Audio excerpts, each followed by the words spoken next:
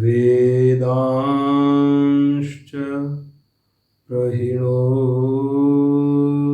तस्मै तं हदेव महात्मबुद्धिः प्रकाशम् मुमुक्षुर्वै शरणमहं प्रपद्ये। ॐ शान्तिः शान्तिः शान्तिः। शङ्करं शङ्कराचार्यं केशवं बादरायणं सूत्रभाष्यकृतौ वन्दे भगवन्तौ पुनः पुनः।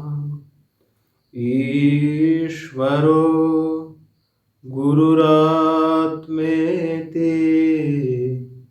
मूर्तिभेदविभागिने व्योमवद्व्याप्तदेहाय दक्षिणामूर्तये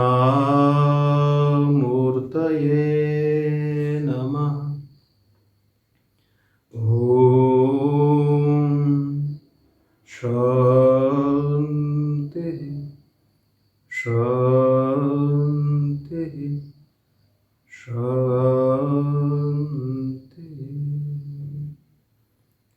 पार्थाय प्रतिबोधितां भगवता नारायणेन स्वयं व्यासेन ग्रथितां पुराणमुनिना मध्ये महाभारतम्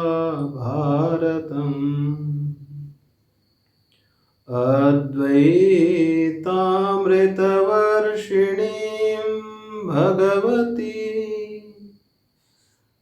अष्टादशाध्यायिनी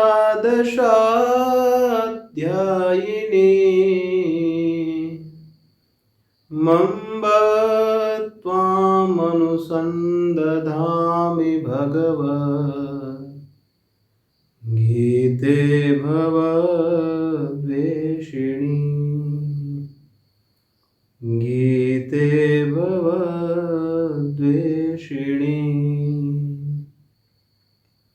ॐ शान्तिः शान्तिः शान्तिः। हरे राम हरे राम राम राम हरे हरे हरे कृष्णा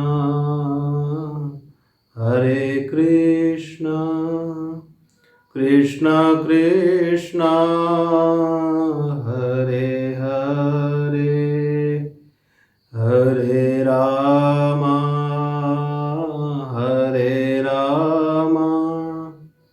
राम राम हरे हरे हरे कृष्णा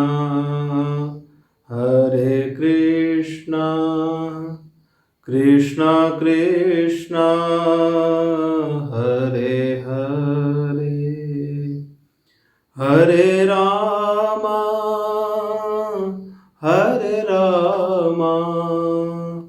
राम राम हरे हरे हरे कृष्णा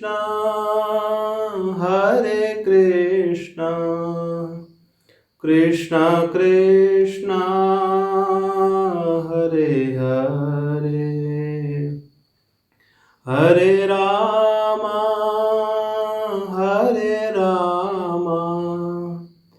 राम राम हरे हरे, हरे कृष्णा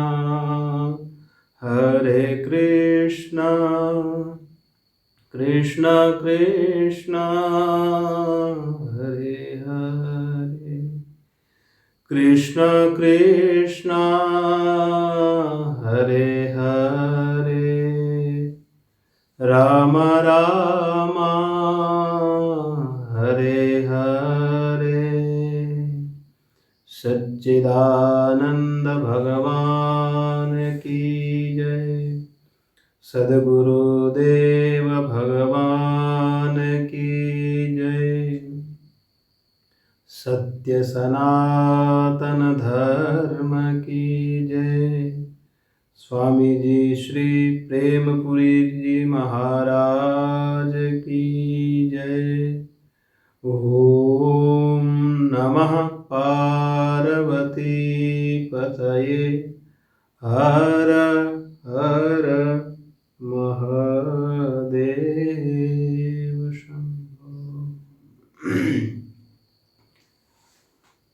स्वामी श्री प्रेमपुरी जी आश्रम ट्रस्ट द्वारा समायोजित दैया गीता चिंतन माला के अंतर्गत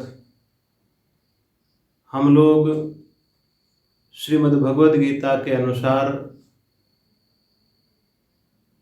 12वें अध्याय से भक्ति योग विषय पर हम लोग चिंतन कर रहे हैं।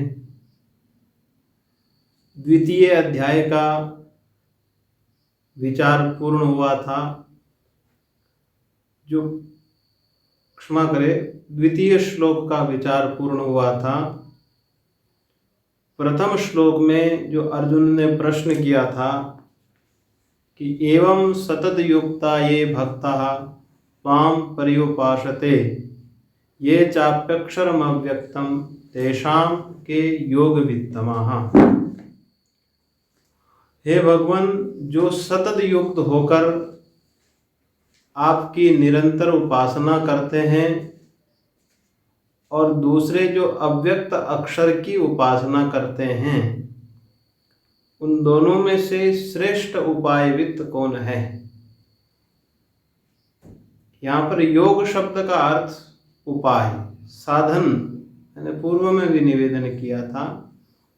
उसका उत्तर भगवान ने दिया कि जो सगुण साकार की उपासना करते हैं। किस प्रकार से उपासना करते हैं? मैया वैश्य मनो ये माम नित्य युक्ता उपासते। मैया वैश्य मनो ये माम नित्य युक्ता उपासते। जो मन को मुझ में आविष्ट करके नित्य युक्त अर्थात नित्य तन्मय होकर मेरी उपासना करते हैं और श्रद्धया पर्योपेता, परया श्रद्धा, श्रेष्ठ श्रद्धा से जो उपेत हैं, ते में युक्त तमामतः। युक्त मानी जो योगी, वो श्रेष्ठ योगी हैं। युक्त तमाह, तमप प्रत्यय सर्वश्रेष्ठ के लिए प्रयोग किया जाता है। जैसे श्रेष्ठ, श्रेष्ठतर, श्रेष्ठतम, अच्छा, बहुत अच्छा और सबसे अच्छा, सर्वोत्तम। इसलिए भगवान ने तम प्रत्यय का प्रयोग किया। युक्त तमाह अर्थात योगी, तमाह अर्थात श्रेष्ठ योगी है, उत्तम उपाय वाला योगी कहा गया है।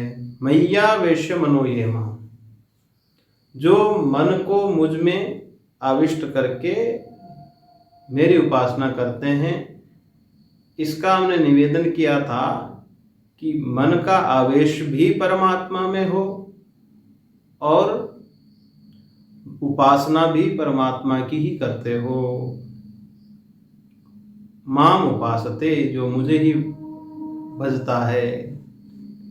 जैसे यहाँ पर दो चीज़ों का वर्णन किया है कि मन का आवेश भी मुझ में हो और उपासना भी मेरी ही करते हो। जैसे कुछ लोग क्या उपासना करते हैं परंतु मन का आवेश किसी और में है। मन के आवेश का तात्पर्य ये है कि एक स्वाभाविक हमारे भीतर में जिससे प्रेम है उसके प्रति जो एक वृत्ति का प्रवाह चलता रहता है, अथवा जिस साधन के द्वारा जिसको हम चाहते हैं, जो तीव्र अभीष्ट हैं, और उसके प्रति जो हमारे मन के भीतर जो चिंतन चलता रहता है, जैसे कोई सब्जी बेचने वाला व्यक्ति हो या कोई व्यापार करने वाला व्यक्ति भी, चाहे गलत चीज़ों का व्यापार करता हो या अच्छी चीज़ों का व्यापार करता हो, वो भगवान से प्रार्थना करता है, भगवान की उपासना करता है, परंतु उसका उद्देश्य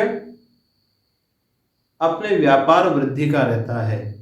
अर्थात मन उसमें लगा रहता है कि उत्कर्ष हमें व्यापार में मिले, हमारा व्यापार अच्छा चले। उसका मन, उसकी वृत्ति का प्रवाह, स्वाभाविक वृत्ति तो उसमें टिकी हुई है कि मेरा व्यापार धंधा या मुझे जो इष्ट वस्तु है, मैं जिसको चाहता हूँ, जिसके प्रति मुझे लगाव है, तो उसका स्वाभाविक ही जो हमारे मन में चिंतन चलता रहता है वो है मन का आवेश। वो प्रयत्न साध्य नहीं है। और उपासना क्या है? प्रयत्न साध्य है। उसको चित्त की वृत्ति के द्वारा एकाग्र करके एक इष्ट वस्तु में मन को टिकाना होता है। अर्थात सजातीय वृत्ति का प्रवाह, एक ही आलंबन में वृत्ति का प्रवाह करना, मन का प्रवाह करना, ये तो हुई उपासना, ये प्रयत्न साध्य है। और मन का आवेश प्रयत्न साध्य नहीं है। जैसे गोपियों के लिए कहा गया है कि भगवान कृष्ण के प्रति उनका स्वाभाविक ही अत्यंत लगाव है। उनका मन भगवान श्री कृष्ण नंद नंदन में लगा हुआ है और कात्यायनी माँ की उपासना कर रही है। मन का आवेश नंद नंदन भगवान श्री कृष्ण में है और वो भगवान श्री कृष्ण को प्राप्त करने के लिए कात्यायनी माँ से उपासना कर रही है। तो वो उपासना प्रयत्न साध्य है और भगवान के प्रति जो उसका मन है, गोपियों का मन, वो प्रयत्न से साध्य नहीं है। वो तो स्वाभाविक ही वो वृत्ति का प्रवाह, स्वाभाविक ही मन उधर चल रहा है। तो भगवान कहते हैं कि भाई मेरी भक्ति श्रेष्ठ वही है जो मेरी ही उपासना करता है और मन का आवेश भी मेरे में ही हो। जैसे भक्तिमती मीरा माँ के लिए कहते हैं, मीराबाई, गोस्वामी तुलसीदास जी महाराज, इन भक्तों ने जो उपासना की है, इनके मन का आवेश, इनका स्वाभाविक मन भी परमात्मा में लगा रहता था और उपासना भी उनकी ही करते थे। ये हुआ मैया वैश्य मनो ये माम नित्य युक्ता उपासते। और दूसरा पद्य नित्य युक्ता उपासते, नित्य तन्मय होकर के जो उपासना करते हैं। नित्य तन्मयता क्या चीज है? तो उसके लिए हमने निवेदन किया कि नित्य युक्त कैसे हुआ जा सकता है। भाई भक्ति तो एक समय समय पर की जाती है, सुबह कर सकते हैं या जब समय मिले तो समय के अनुसार व्यक्ति भक्ति कर सकता है।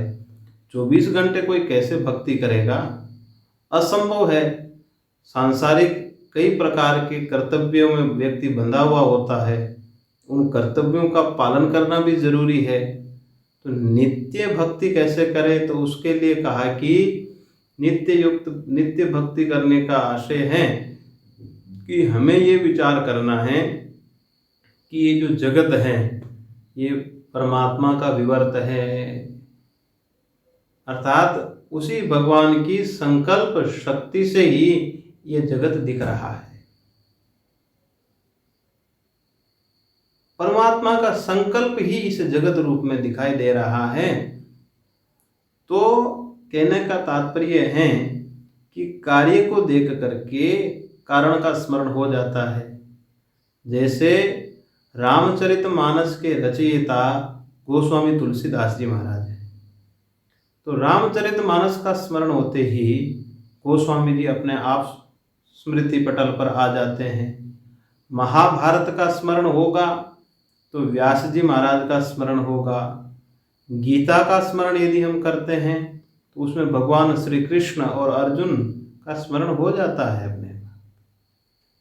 इसी प्रकार जगत का स्मरण होने से जगत जिस संकल्प से, जिसकी सत्ता पर टिका हुआ है, जिसका विवर्त है, इस जगत का जो विवर्ती उपादान कारण है, उस कारण का स्मरण होना चाहिए।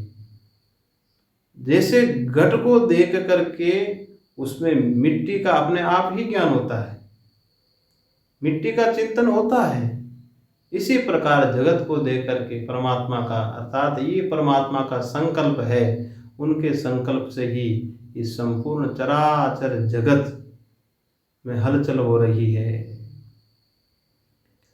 दूसरा कहा इसके लिए कि नित्य युक्त कैसे हुआ जा सकता है।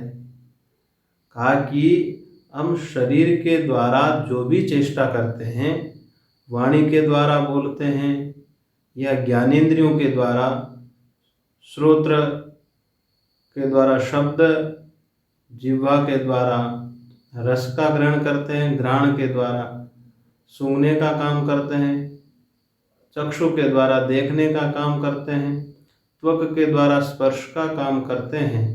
इस प्रकार से ज्ञानेंद्रियों से अथवा कर्मेंद्रियों से जो भी चेष्टा हो रही है, जो भी हम कर्म कर रहे हैं भगवान, वो तो सब आपकी शक्ति से चल रहा है। श्रोत्रस्य श्रोत्रम मनसो मनोयत वाचोह वाचम, ये शब्द बोलने की शक्ति आपके द्वारा मिल रही है। यदि आपके द्वारा प्रदत्त चेतना समाप्त हो जाए तो ये शब्द निकलेगा ही नहीं। जैसे वार्धक्य में शिथिलता आने लगती है, चाहकर भी शब्द नहीं निकलता है, नेत्र काम करना बंद कर देते हैं। हम तो बहुत प्रयास करते हैं, प्रत्येक व्यक्ति दुनिया में यही चाहता है कि हमारी इंद्रिय यथावत काम करती रहे, सब तो यही चाहते हैं, परंतु उनकी शक्ति सत्ता से ही सब कुछ संभव है। इसलिए हे भगवान, जो भी हो रहा है हमारे शरीर से, जो भी चेष्टा हो रही है, यदि आपकी सत्ता समाप्त हो जाए, मृत व्यक्ति में क्या है, कुछ नहीं बचता है।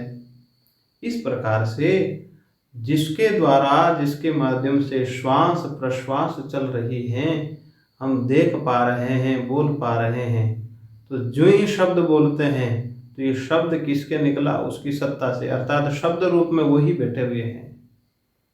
ये एक नित्य स्मरण हो सकता है। इस प्रकार से नित्य युक्त होकर के उपासना करना है, परम श्रद्धा से उपेत होकर के। परम श्रद्धा क्या चीज है? परम श्रद्धा, श्रद्धा मानी श्रत, मानी सत्यम इति धीयते, सत्य है ऐसा करके विश्वास करना। जैसे माता पिता ने कुछ कहा है, हम नहीं समझ पा रहे हैं, लेकिन श्रद्धा से मानना, विश्वास करना, इसको विश्वास शब्द से भी बोल सकते हैं। गुरु वेदांत वाक्येषु विश्वासः श्रद्धा, गुरु वेदांत वाक्यों में विश्वास ही श्रद्धा है। तो श्रद्धा अर्थात सत्य है ऐसा करके विश्वास करना, ऐसा करके मान लेना, यही श्रद्धा है। अब श्रद्धा के स्वरूप में ऐसा है कि जैसे बालक के प्रति श्रद्धा नहीं हो सकती है, बालक से प्रेम होता है, अपने से छोटे के प्रति प्रेम हो सकता है, या किसी दूसरे व्यक्ति से प्रेम हो सकता है। इसलिए प्रेम और श्रद्धा में अंतर है। विश्वास पूर्ण प्रेम ही श्रद्धा है, अपने से उत्कर्ष या उत्कृष्ट के प्रति श्रद्धा हो सकती है। जो अपने से श्रेष्ठ हो उसके प्रति श्रद्धा हो सकती है, जैसे गुरु, माता पिता, शास्त्र, या अपने से जो बड़े हैं, उम्र में बड़े हैं अथवा ज्ञान में बड़े हैं। कोई ज्ञान वृद्ध होता है, कोई आयु वृद्ध होता है, कोई किस्म वृद्ध होता है, अर्थात किसी भी चीज़ से श्रेष्ठता हो सकती है, तो उनके प्रति श्रद्धा हो सकती है। तो प्रेम पूर्ण जो विश्वास है वही है श्रद्धा। वो अपने से बड़ों के प्रति ही हो सकती है। और श्रद्धा कब होगी? तो कहा कि श्रद्धा में महिमा जानना जरूरी है। अगर श्रद्धा में किसी की महिमा का ज्ञान नहीं होता तो श्रद्धा नहीं होती। जैसे किसी के प्रति हमारी स्वाभाविक ही श्रद्धा हो जाती है। प्रेम अलग चीज है, श्रद्धा अलग चीज है। पूज्य भाव, किसी के प्रति पूजनीय भाव, जैसे संत महान पुरुषों को देख करके हमारा मन विनम्रता से झुक जाता है, हमारे हाथ जुड़ जाते हैं अपने आप। इसका मतलब कि हमारी उनके प्रति श्रद्धा है, क्योंकि उनकी हम महिमा समझते हैं। जैसे भागवत के प्रसंग में भगवान श्री कृष्ण का जो प्रसंग है कि भगवान श्री कृष्ण बच्चों के साथ खेलते हुए जब मिट्टी खा लेते हैं तो मना करने के बाद भी भगवान कृष्ण ने मिट्टी खाई। अब सब बच्चों ने मिलकर के माता यशोदा से शिकायत की कि माँ, आपका लाला मिट्टी खा रहा है। अब भगवान कृष्ण ने सोचा कि आज तो माँ की डांट पड़ेगी, आज माँ की थप्पड़ खाना पड़ेगा। तो भगवान कृष्ण मुंह से मिट्टी पोंछ करके बोले कि माँ, मैंने मिट्टी नहीं खाई है, परंतु माँ ने देख लिया था उनको। तो भगवान कृष्ण बोले, माँ, कहाँ मैंने मिट्टी खाई है, देखिए मेरे मुंह पर कुछ लगा हुआ नहीं है। कहा कि मुंह खोल। तो मुंह खोलते ही यशोदा माँ ने जो देखा वो तो आश्चर्यचकित हो गई। संपूर्ण ब्रह्मांड दिखाई दे रहा है उनके मुख के भीतर। ये पूरा जगत उनके मुख के भीतर दिखाई देने लगा। अब यशोदा माँ चकित हो गई, मुझे क्या ये दिवा स्वप्न तो नहीं हो रहा है। और फिर विचार करने लगी कि ये तो चमत्कारी है मेरा लाला, इसने और भी कई चमत्कार किए हैं, ये तो साक्षात भगवान हैं। अब भगवान की महिमा समझ में आ गई, परंतु भगवान ने सोचा कि अगर मेरा स्वरूप और मेरी भगवत्ता अगर यशोदा माँ को समझ में आएगी, इनका तो उद्धार हो जाएगा, परंतु मुझे तो लोक कल्याण के लिए ही अवतार लिया है मैंने, तो और भी लीला करनी है। इसलिए भगवान ने अपनी माया के द्वारा जो यशोदा माँ ने देखा था भगवान का स्वरूप, विराट रूप, उसको विस्मृत कर दिया और उनके हृदय में प्रेम भर दिया। और यशोदा माँ प्रेम से मुंह बंद करते ही अपने लाला को, कन्हैया को दुलारने लगी, उनसे प्रेम करने लगी। और वो जो पूर्व में रूप देखा था मुख के भीतर, उसको भुला दिया, वह विस्मृत हो गई। क्योंकि वो उसके बाद यदि ऐसा होता कि भगवान का स्वरूप समझ में आता तो आगे लीला नहीं कर पाते, और भी कई लीलाएं करनी थी, क्योंकि भगवान तो अनेक प्रकार की लीलाएं करते हैं। जैसे किसी को लड्डू गोपाल का रूप पसंद है, किसी को धनुर्धारी रूप पसंद है, किसी को गायें चराते हुए का रूप पसंद है। इसलिए भगवान ने कहा कि मुझे तो भक्तों के लिए ही लीला करनी है। सब व्यक्तियों की पसंद अलग अलग हो सकती है, इसलिए भगवान सबके लिए अलग अलग लीला करते हैं। जैसे एक व्यक्ति का स्वरूप उसको अलग अलग लोग पसंद करते हैं। और जैसे अनुभव की दृष्टि से देखा जाए तो किस रूप को पसंद करेंगे? बाल रूप को, युवावस्था के रूप को, या वृद्ध रूप को? तो अनुभव की दृष्टि से कहेंगे तो यही कहेंगे कि ये जो वृद्ध वाला रूप है ये सबसे अच्छा है। और कोई माँ के सामने कोई कहेगी माँ आप कौन सा रूप देखना पसंद करेगी? कहेगी कि मुझे तो बाल रूप अच्छा लगता है। एक माँ के लिए तो सब बालक के समान ही होते हैं, तो कहा कि मुझे तो बाल रूप अच्छा लगता है। एक धर्म पत्नी के लिए कहा जाए तो यही कहेगी कि मुझे युवावस्था वाला रूप अच्छा लगता है। तो कहने का भाव यही है कि भगवान अपनी लीला के द्वारा लोगों के कल्याण के लिए सदैव प्रयत्नशील रहते हैं, सदैव अपनी कृपा अपने भक्तों पर बरसाते हैं, अनेक प्रकार की लीला करते हैं ताकि हम उन लीलाओं का गुण चिंतन कर सकें, उनके रूप को अपने हृदय में बसा सके, अपने हृदय में उसके रूप को संस्कारित करके उनको रूप को हृदय में अपने प्रकट करके हम सदा उनका चिंतन करते रहें। इसलिए भगवान इस प्रकार की लीला करते हैं। कहने का तात्पर्य यही है कि यहाँ पर महात्म्य ज्ञान, महिमा का ज्ञान हुआ यशोदा माँ को। और जो ही भगवान कृष्ण के मुख पर उन्होंने पूरा ब्रह्मांड देखा तो उनके अपने आप ही हाथ जुड़ गए, श्रद्धा प्रकट हो जाती है। जब महिमा समझ में आती है किसी चीज की तो अपने आप ही श्रद्धा हो जाती है और उसके प्रति विश्वास, जो कहे उनके प्रति विश्वास होता है। तो कहने का भाव यही है कि विश्वास ही श्रद्धा है, परंतु इसमें मेरा एक निवेदन है कि श्रद्धा तो होनी चाहिए परंतु अंधश्रद्धा नहीं होनी चाहिए। अंधश्रद्धा से हम जिस स्थिति में हैं उससे भी और नीचे गिरने के अवसर ज्यादा मिलते हैं। अंधश्रद्धा में हम विवेक का प्रयोग नहीं कर पाते हैं।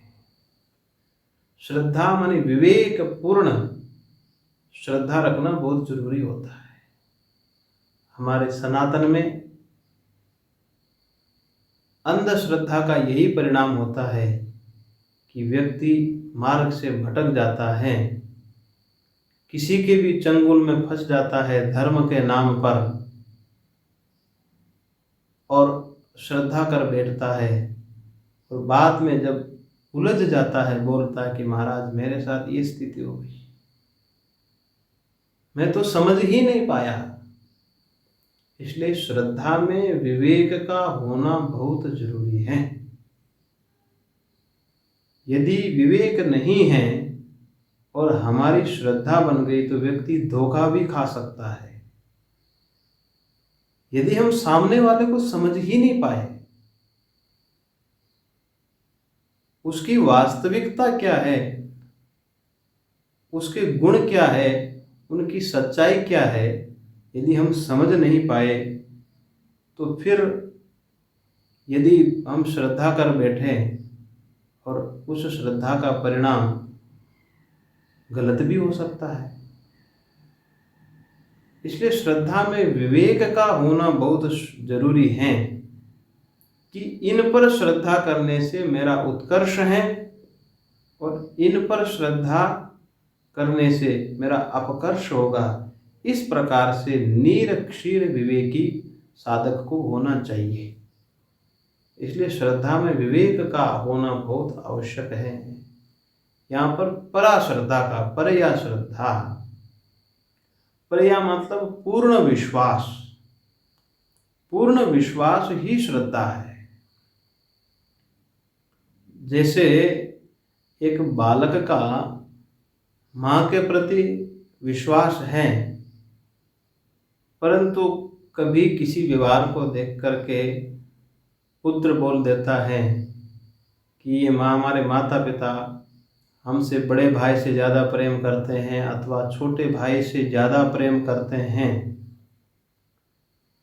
थोड़ा सा मन में संशय पैदा हो जाता है। श्रद्धा में कमी नहीं है, श्रद्धा है, परंतु फिर भी कभी कभी मन में ये ऐसा संशय बना रहता है कि कहीं हमारे माता पिता हमसे ज़्यादा प्रेम उनसे तो नहीं करते हैं। तो श्रद्धा में पूर्णता का होना बहुत जरूरी है। पूर्ण विश्वास ही श्रद्धा है, अर्थात समर्पित हो जाना कि ये जो भी करेंगे वो मेरे लिए हितकर होगा, मेरे लिए कल्याणकारी होगा। इसको बोलते हैं पूर्ण विश्वास। जैसे रामायण में हम शबरी का प्रसंग देखते हैं। जब शबरी का विवाह होने लगता है तो वो शबरी विवाह से डरकर वहां से भागकर दंडकारण्य में आ गई, और दंडकारण्य में भी वहां पर जो वहां वास करने वाले संत महात्मा, उन्होंने निम्न कुल की नारी समझ करके उसको स्वीकार नहीं किया, परंतु एक ऋषि, मतंग ऋषि, उन्होंने शबरी को अपने यहाँ आश्रय दिया, और शबरी वहाँ पर संतों की सेवा करती और निरंतर भक्ति में लगी रहती। परंतु दूसरे महात्मा उस शबरी से घृणा करते थे कि ये निम्न कुल की स्त्री है, परंतु मतंग ऋषि ब्रह्मवेता महान पुरुष थे, इसलिए उनको कहने की हिम्मत किसी में नहीं थी। अब शबरी सेवा करते करते करते मतंग ऋषि की पूर्ण भक्त बन गई। अब मतंग ऋषि समय पाकर अपने योग बल के द्वारा ब्रह्मलोक जाने लगे।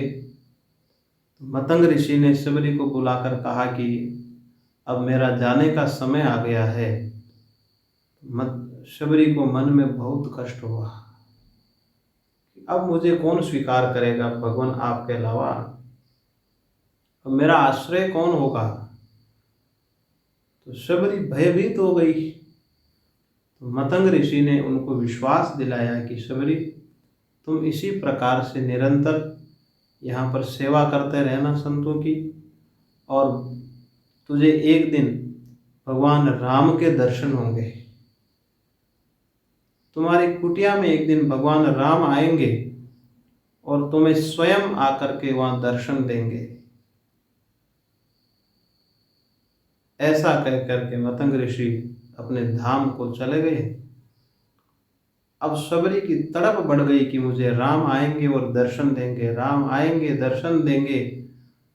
नित्य निरंतर झाड़ू लगा करके आंगन साफ करती, उनके लिए फल चख कर लाती।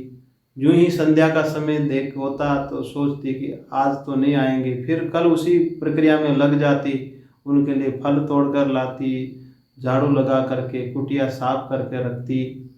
इस प्रकार से कई वर्ष गुजर गए, काफी समय गुजर गया। तो एक दिन भगवान राम शबरी की कुटिया में स्वयं पहुंच गए। दंडकारण्य में जो अन्य संत महात्मा निवास करते थे, उनको मालूम चला कि भगवान राम दंडकारण्य में आ रहे हैं, परंतु वहां देखा कि सबसे पहले भगवान आकर के शबरी की कुटिया में गए तो जिनकी शबरी के प्रति घृणा थी,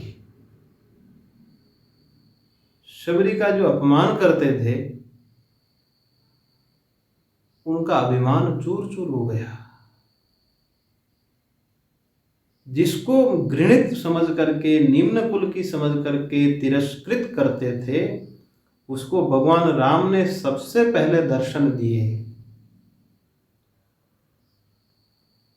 और शबरी झूठे बेर भगवान को खिला रही है चक चक करके, और भगवान प्रेम से वो बेर खा रहे हैं और उपदेश दे रहे हैं। और शबरी कहती है कि भगवान, मैं तो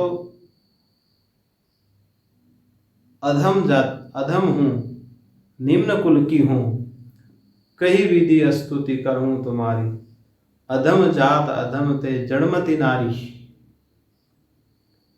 एक तो मैं निम्न कुल की हूँ, उसमें भी मैं निम्न कुल की नारी हूँ, और उसमें भी जड़मती, मैं अनपढ़ हूँ। भगवान, मैं आपकी स्तुति कैसे कर सकती हूँ। शबरी ने भगवान को नवधा भक्ति का उपदेश दिया। प्रथम भक्ति संतन कर संगा। प्रथम भक्ति ही संतों का संग है, और संतों के संग से व्यक्ति कहां से कहां तक पहुंच जाता है। सज्जनों का संग तो जीवन की सबसे बड़ी औषधि होती है। सबसे बड़ी दवाई है संतों का संग, महान संतों का संग। और प्रेमपुरी आश्रम में जिन महान पुरुषों का पदार्पण होता है एक साथ, शायद ही भारत में इतने महान संत कहीं एकत्रित होते होंगे। ऐसे ऐसे महान पुरुष आए यहाँ पर, और जिन्होंने उनके दर्शन किए वो कितने सौभाग्यशाली होंगे। और ऐसे पुरुषों का यदि संग मिल गया तो समझना कि हमारा आत्म कल्याण निश्चित है।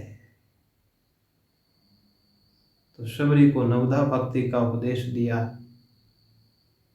इस प्रकार से शबरी की भक्ति से प्रसन्न होकर के भगवान ने दर्शन दिए।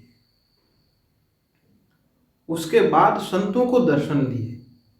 जब संत इकट्ठे होने लगे तो भगवान ने कहा कि यहाँ इकट्ठा नहीं होना, मैं वहीं पर आऊंगा। तो जब शबरी को दर्शन दे करके भगवान दंडकारण्य में संतों के पास गए, तो संतों ने भगवान से प्रार्थना की कि भगवान, ये सरोवर का जल जो कि सब संतों के काम आता है, ये दूषित हो गया है, बहुत ही प्रदूषित है। ये जल किसी के काम नहीं आता है। और पता नहीं अचानक क्या हुआ कि ये जल विकृत हो गया है। भगवान ने कहा कि शबरी को बुला कर लाओ। फिर महात्माओं ने सोचा कि अधम जात, फिर भी किसी के मन में तो कुछ रहता ही है। महात्माओं ने विचार किया कि ये अधम जाति की नारी है। फिर भगवान के आदेशानुसार शबरी को बुलाकर लाए। शबरी ने अपने चरण उस पानी में रखे, वो पानी हीरे की तरह चमकने लगा, बिल्कुल स्वच्छ निर्मल जल हो गया। इससे एक संदेश मिलता है कि भगवान की भक्ति करने का अधिकार प्रत्येक व्यक्ति को है, प्राणी मात्र को है, मनुष्य मात्र को भगवान की भक्ति करने का अधिकार है। वो किसी भी कुल का हो, किसी भी अवस्था का हो, किसी भी वर्ण धर्म का हो, चाहे स्त्री हो, पुरुष हो, बालक हो, वृद्ध हो, सबको भगवान की भक्ति करने का अधिकार है। और भगवान स्वीकार करते हैं। अब यहाँ पर कहने का भाव यह है कि शबरी को पूर्ण विश्वास था अपने गुरु की बात पर। महर्षि मतंग ने कहा कि तुम्हें भगवान दर्शन देंगे, और शबरी को पूर्ण विश्वास हो गया। इतना लंबा समय गुजर जाने के बाद भी शबरी के मन में कभी संशय नहीं हुआ कि मुझे दर्शन होगा कि नहीं।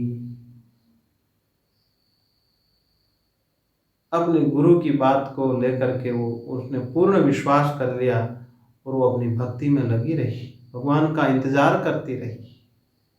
इसे बोलते हैं शास्त्र वाक्यों में, गुरु वाक्यों में पूर्ण विश्वास होना।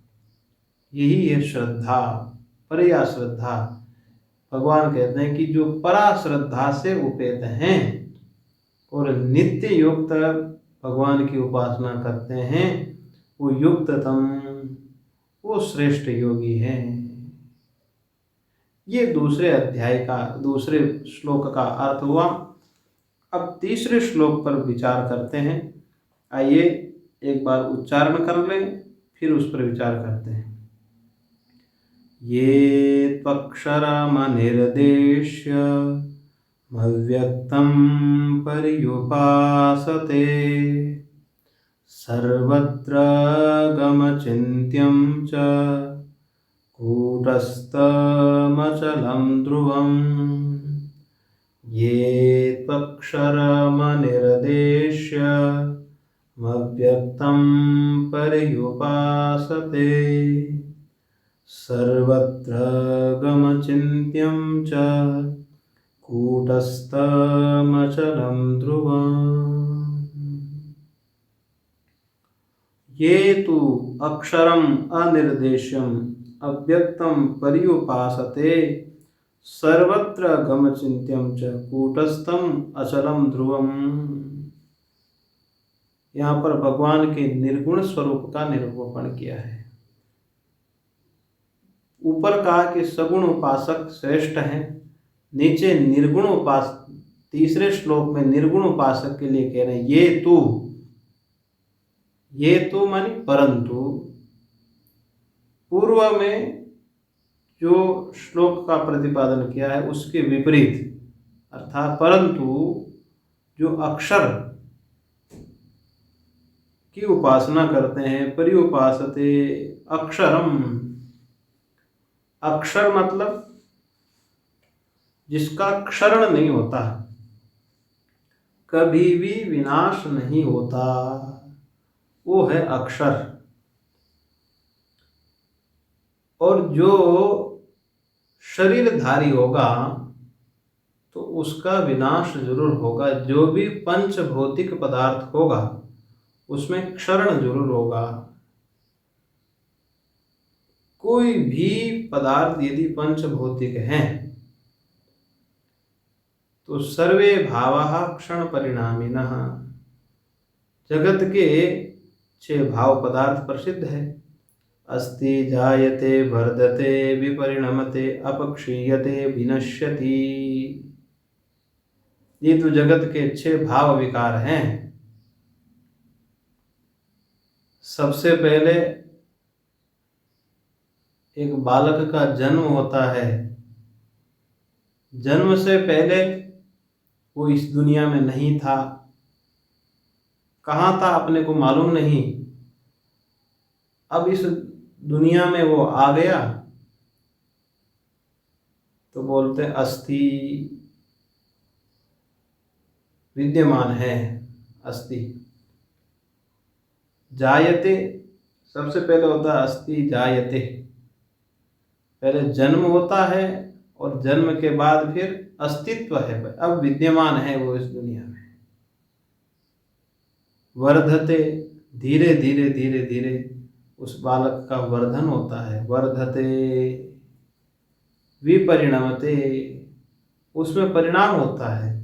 जैसे 5 वर्ष की अवस्था में बालक में जो दाढ़ी है वो सुप्त होती है, वही 16 वर्ष की अवस्था में वो दाढ़ी बाल प्रस्फुटित होने लगती है। परिणाम होता है उसमें। पहले 4 फुट का होगा, 5 फुट का होगा, 5.5 फुट तक होता है। अवस्था में परिवर्तन होता है, समझ में, बुद्धि में परिवर्तन होता है, शरीर में निरंतर परिणाम होता है। विपरिणमते, अपक्षीयते, धीरे धीरे धीरे ये शरीर क्षीण होने लगता है। एक अवस्था के बाद इसका वर्धन बंद हो जाता है, फिर क्षय को प्राप्त होता है। जैसे वार्धक्य में वर्धन नहीं होता है, धीरे धीरे इस शरीर में क्षय होता है, परंतु बाल्यकाल से इस शरीर में एक समय तक वर्धन होता रहता है, बढ़ता रहता है और परिणाम होता रहता है। परंतु एक समय के बाद में इस शरीर का वर्धन रुक जाता है, फिर तिल तिल धीरे धीरे धीरे क्षीण होता जाता है। इंद्रियां काम करना बंद कर देती है अथवा शिथिल हो जाती है, अल्प हो जाता है सब कुछ, सुनना अल्प, देखना अल्प, हाथ पैर का काम करना अल्प, सब काम अल्प हो जाता है और अल्प होते होते विनश्यति, विनाश हो जाता है। अर्थात ये जो पंच भौतिक देह हैं ये नष्ट हो जाता है। क्षिति जल पावक गगन समीरा, पंच रचित ये अधम शरीरा। 5 भूतों से रचित ये जो अधम शरीर है, जन्म होता है और इसमें परिणाम होगा, वर्धन होगा, क्षीण होते होते एक समय बाद ये नष्ट हो जाता है।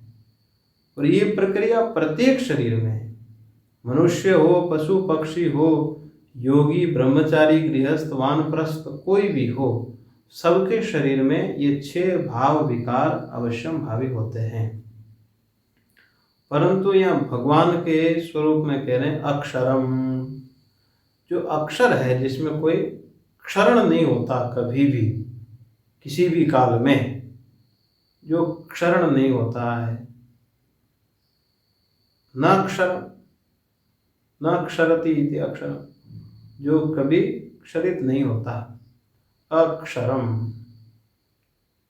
दूसरा इसका अर्थ करते हैं अश्नोते व्याप्नोति इति अक्षरम, जो सबको व्याप्त करके रखता है। व्याप्त माने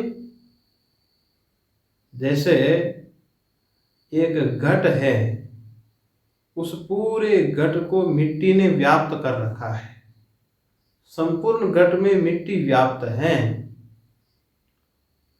सोना है, उस संपूर्ण सोने में सोने का आभूषण आदि हैं, उन आभूषणों में सोना व्याप्त है। इसी प्रकार अश्नोते व्याप्नोति, जो संपूर्ण संसार को व्याप्त करके रखता है। संपूर्ण संसार में जो व्यापक रूप से सबके भीतर विद्यमान हैं, वो है अक्षर। बृहदारण्यक प्रसंग में हम लोग सुनते हैं भगवान की अक्षर रूपता। राजा जनक के यहाँ संतों की बहुत बड़ी सभा लगी हुई है और वहां पर देखा कि दक्षिणा के लिए 1000 गायें वहां पर रखी हुई हैं, लाई गई हैं और उनके सींग सोने से मढ़े हुए और खुर चांदी से मढ़े हुए। परंतु एक शर्त थी कि ये दक्षिणा जो गो दक्षिणा है तभी मिलेगी जब कोई शास्त्रार्थ में विजेता होगा, तभी वो इस दक्षिणा का अधिकारी होगा। तो सभी ऋषि एक दूसरे को देखने लगे, क्योंकि बड़े बड़े विद्वान पूरे भारत से, तो कोई हिम्मत ना करे बोलने की। उन सब में जो महर्षि याज्ञवल्क्य थे, याज्ञवल्क्य ने कहा नमो वयम ब्रह्मिष्ठाय कूर्मो गो कामा एव तु वयम। नमो वयम ब्रह्मिष्ठाय, सब ब्रह्मवेताओं को मैं प्रणाम करता हूँ। गो कामा एव तु वयम, हम लोगों को गाय की गायों की जरूरत है। हमारे आश्रम में कई ब्रह्मचारी है, उनके लिए गायों की आवश्यकता है। इसलिए महर्षि याज्ञवल्क्य ने अपने ब्रह्मचारियों को आदेश दिया, इन गायों को खोल करके अपने आश्रम में ले चलो। तो ब्रह्मचारियों ने महर्षि की आज्ञा का पालन करते हुए गायों को खोलने के लिए तैयार हुए, परंतु सब ऋषियों ने कहा कि आप ऐसे नहीं ले जा सकते हैं, आपको सबके प्रश्नों का जवाब देना होगा। और रही बात ब्रह्मचारियों की, सबके आश्रमों में ब्रह्मचारी होते हैं, सबके यहाँ पर व्यवस्था करनी पड़ती है। तो महर्षि याज्ञवल्क्य ने कहा कि जरूर प्रश्न पूछिए, उत्तर देने का प्रयास करेंगे। अब एक ऋषि प्रश्न पूछने लगे, जो कि महाराज जनक के होता थे।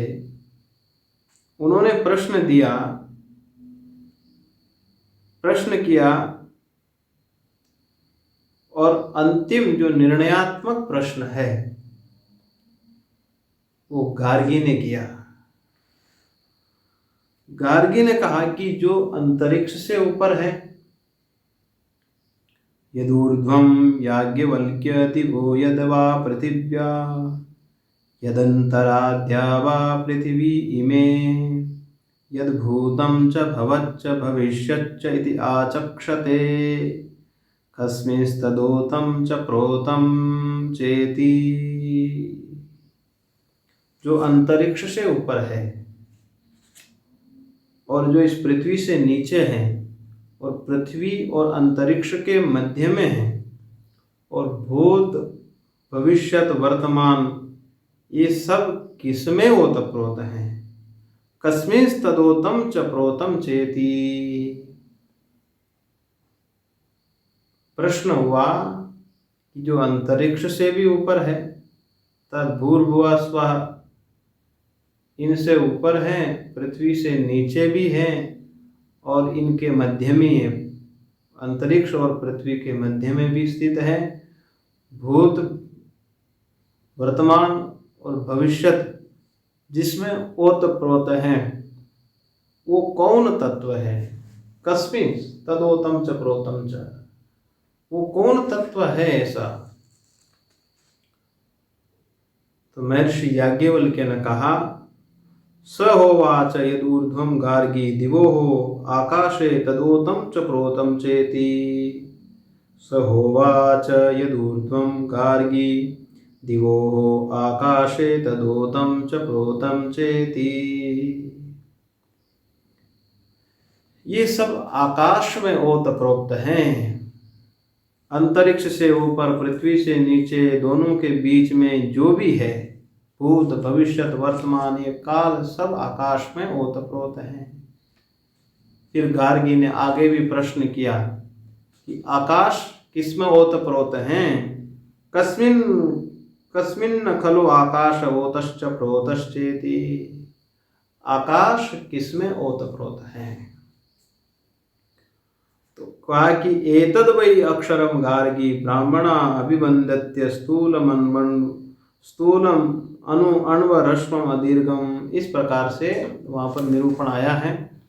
तो कहा कि जो ब्रह्मवेत्ता है वो अक्षर को कहते हैं कि इसमें सब ओतप्रोत हैं, अर्थात आकाश भी उस अक्षर ब्रह्म में ओतप्रोत है। कहने का तात्पर्य यह है कि सब कुछ आकाश में स्थित है, परंतु आकाश भी उस अक्षर में ओतप्रोत है। यहाँ पर भगवान के अक्षर रूप का वर्णन किया महर्षि याज्ञवल्क्य ने गार्गी के प्रश्न के उत्तर में।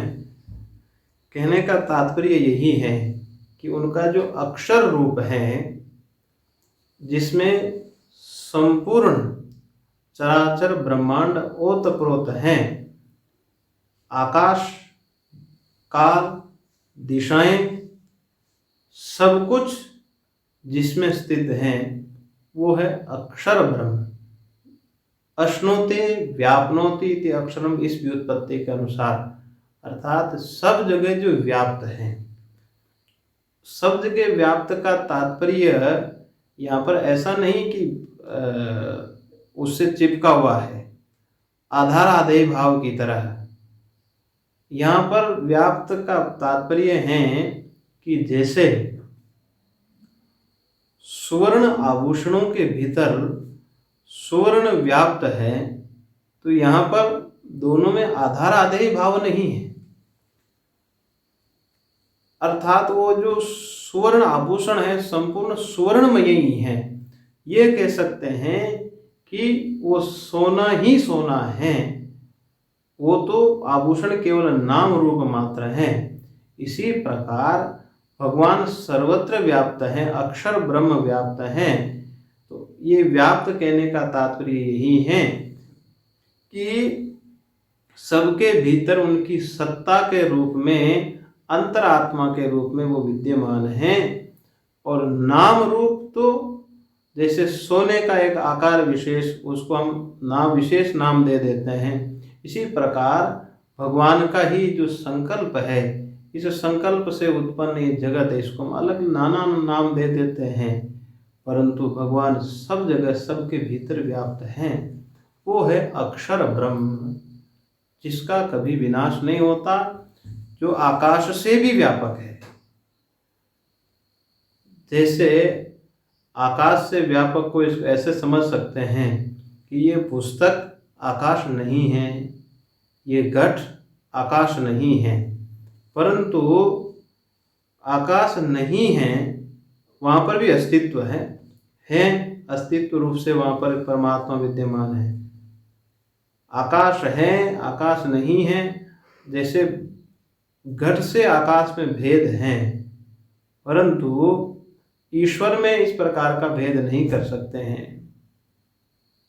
विजातीय सजातीय भेद उसमें नहीं है, वो तो सबके भीतर विद्यमान है। अर्थात उस अस्तित्व को कभी कहीं किसी से भी व्यावृत्त नहीं कर सकते हैं, सबके भीतर वो अस्थि रूप से विद्यमान है। वही है अक्षर ब्रह्म।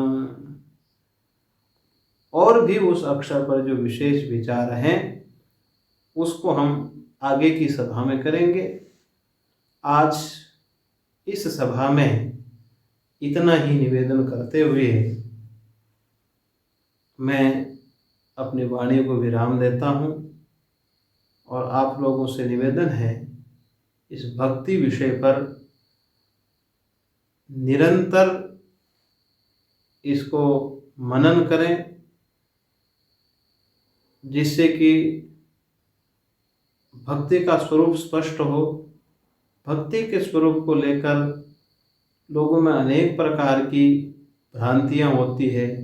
आखिर भक्ति क्या वस्तु है, इसके लिए इस स्वाध्याय का विशेष रूप से श्रवण करना चाहिए। आज की सभा में मैं इतना ही निवेदन करते हुए मैं अपनी वाणी को भगवान के श्री चरणों में समर्पित करता हूँ। हरि ओम तत्सत, हरि ओम तत्सत, हरि ओम तत्सत।